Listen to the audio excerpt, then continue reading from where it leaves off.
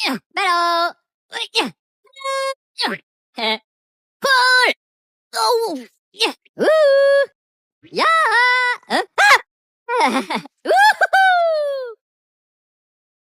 Good day, everyone. I am Sir Rafael Makabudbud, I am James Maningo, and we will explore the world of geometry.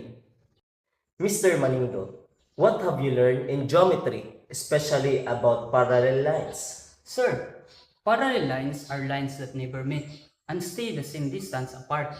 Yes, that's correct. We've always learned that parallel lines never meet. Even how far they extend, their distance stays the same. But what if I tell you that this is not always true? What if in another kind of geometry, parallel lines can actually meet? In geometry, we usually study called Euclidean geometry. Everything happens in flat surface. That's why parallel lines never meet. This rule always works here. But let's change the surface.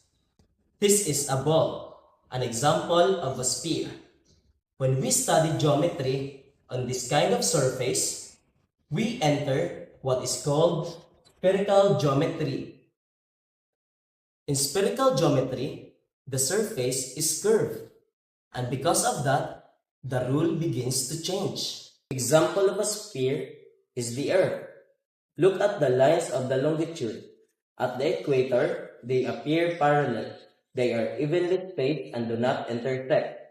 But if you follow them upward, something surprising happens.